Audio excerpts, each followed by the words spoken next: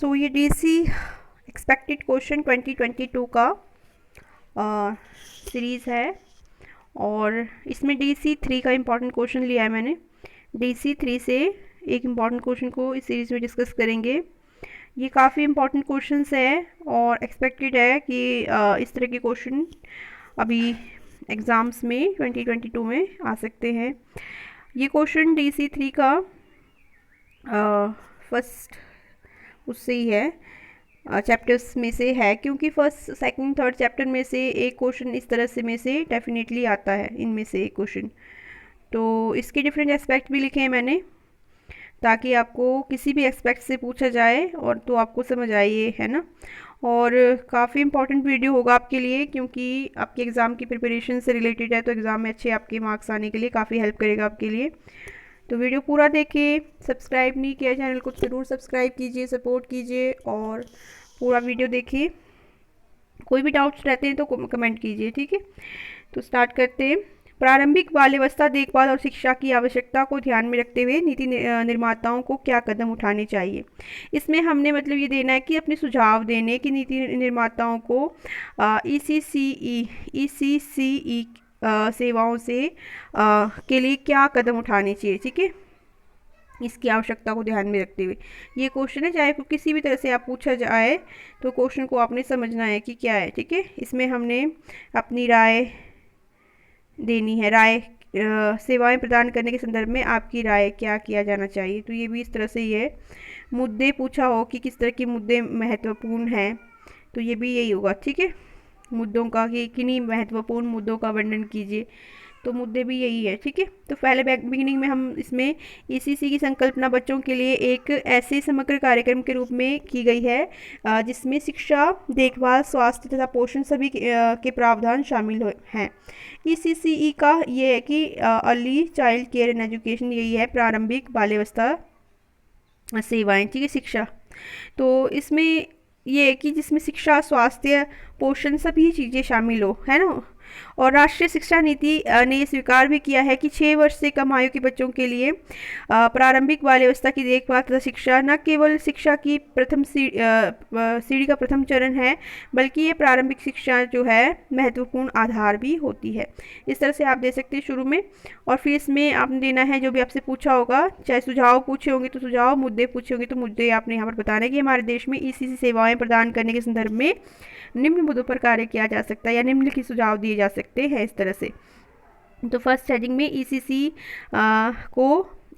को सेवाओं को बड़े पैमाने तक विस्तृत करना है, मतलब इसको काफ़ी वाइड करने की ज़रूरत है, इसको काफ़ी बड़े पैमाने तक पूरे देश में फैलाने की ज़रूरत है, क्योंकि जो 0 से 6 आयु वर्ग के बच्चे हैं उनमें ज़रूरतमंद बच्चों की संख्या बहुत ज़्यादा है और ईसीसी सेवाओं को बड़े पैमाने तक विस्तृत करने की आवश्यकता है, ज़रूरत है। तो जिससे कि ये सभी बच्चों को इसका लाभ प्राप्त हो सके, है ना। इसके साथ ही इसकी गुणवत्ता पर भी ध्यान देने की आवश्यकता है। इसी कार्यक्रम की लागत में किस सीमा तक कमी कर पाना संभव है ताकि अच्छी गुणवत्ता के कायम रखते हुए भी कार्यक्रम को लक्ष्य जनसंख्या के बड़े पैमाने तक पहुंचाया जा सके, ठीक है। ईसीसीई कार्यक्रम की गुणवत्ता बनाए रखना, इसको सेपरेट हेडिंग आप देंगे क्योंकि ये काफ़ी इंपॉर्टेंट है, गुणवत्ता बनाए रखना। तो ईसीसी की गुणवत्ता के बारे में विशेषज्ञों का क्या विचार है कि जो विशेषज्ञ कहते हैं कि ईसीसीई कार्यक्रम द्वारा प्रदान सेवाओं की मात्रा एक न्यूनतम गुणवत्ता से कम हो जाती है तो कार्यक्रम की प्रभाविकता जाती रहती है और कार्यक्रम अपनी जो है उद्देश्यों को पूर्ण करने में असफल रहता है। तो इसमें विशेषज्ञ कहते हैं कि अगर इसकी गुणवत्ता कम हो जाती है, न्यूनतम स्तर से भी कम हो जाती है, तो इस कार्यक्रम की प्रभाविकता खत्म हो जाती है और ये कार्यक्रम जो इसका लक्ष्य है वो प्राप्त नहीं कर सकता है। तो विस्तृत करने के साथ साथ इसमें गुणवत्ता को भी बनाए रखना बहुत ज़्यादा ज़रूरी है। जहाँ तक इन कार्यक्रम का विस्तार का महत्वपूर्ण है, इन कार्यक्रम की गुणवत्ता की दृष्टि से भी प्रभावशाली बनाने का मुद्दा भी उतना ही निर्णायक है। गुणवत्ता प्रदान करने अथवा गुणवत्ता को सुधारने के लिए हम क्या कर सकते हैं कि इसमें कार्यक्रम में गुणवत्ता को बनाए रखने के लिए क्या कर सकते हैं कि जो इसमें कर्मचारी है, ईसीसीई के जो कर्मचारी है उनको प्रशिक्षण दिया जा सकता है और उनको उचित सामग्री या सुविधाएं उपलब्ध कराई जा सकती है ताकि वो गुणवत्ता को बनाए रखें। उचित अंतक्षेपों की योजना बनाना। ईसीसी सेवाएं उन परिवारों को सुलभ करानी चाहिए जो सबसे अधिक ज़रूरतमंद हो। ठीक है, ये नहीं कि मतलब ईसीसी सेवाएं तो सरकारी शुरू कर दी बट इसका लाभ कोई और ले रहा हो, ऐसा नहीं। जो असली में ज़रूरतमंद है उन तक ये सेवाएं पहुंचनी चाहिए और ये काफ़ी चुनौती का काम है सभी अभावग्रस्त परिवारों तक इस सेवाओं को पहुँचाना। तो इसके लिए जो है आवश्यक है कि उचित अंतक्षेपों की योजना बनाई जाए। तो इस तरह से आप कहेंगे इसको। और इसमें हम क्या डाल सकते हैं, और एक मिनट,